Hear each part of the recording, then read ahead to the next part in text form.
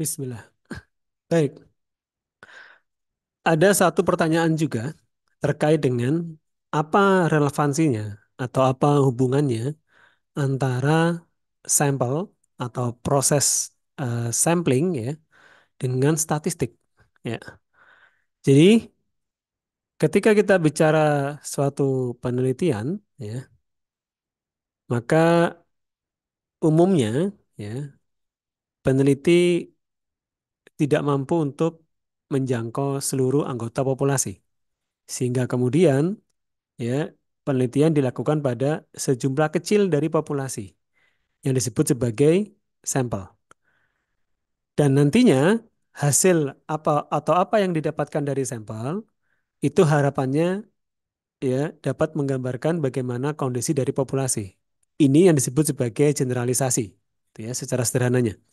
Nah, syarat dari suatu sampel boleh kemudian bahwa apa yang terjadi di dalamnya ini dapat digeneralisasi ke populasi, maka ada dua, yaitu representatif dan reliable. Jadi, apa yang dimaksud dengan representatif adalah bahwa pengambilan sampelnya secara random. Sedangkan reliabilitas, yang dimaksud dengan reliabilitas di sini ya, ini bukan reliabilitas kuesioner, tetapi artinya adalah bahwa sampel yang diambil ini telah dapat dikatakan cukup. Ya, dari mana ukurannya?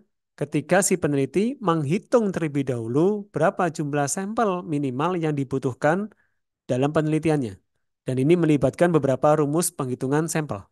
Gitu ya. Ya, dua syarat ini harus terpenuhi ketika sebuah sampel ya ingin kemudian hasilnya digeneralisasi ke populasi.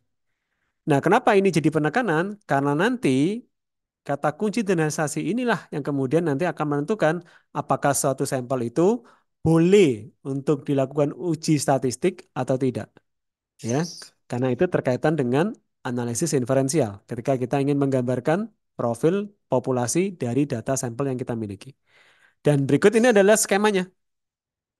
Jadi ketika kita bicara penelitian kuantitatif, ya, ada penelitian deskriptif, ada penelitian analitik, ya.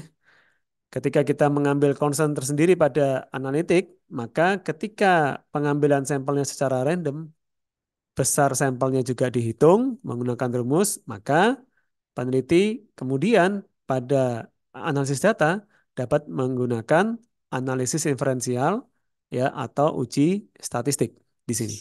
Sedangkan bila tidak terpenuhi salah satu, maka kemudian hanya dapat dilanjutkan pada analisis deskriptif, yaitu menggambarkan profil dari sampel. Entah itu menggunakan tabel, rata-rata, standar deviasi, frekuensi, ataupun juga menggunakan eh, tabulasi silang. Ya, jadi ini adalah bagaimana penjelasan secara ringkas terkait dengan relevansi antara sampling dengan statistik.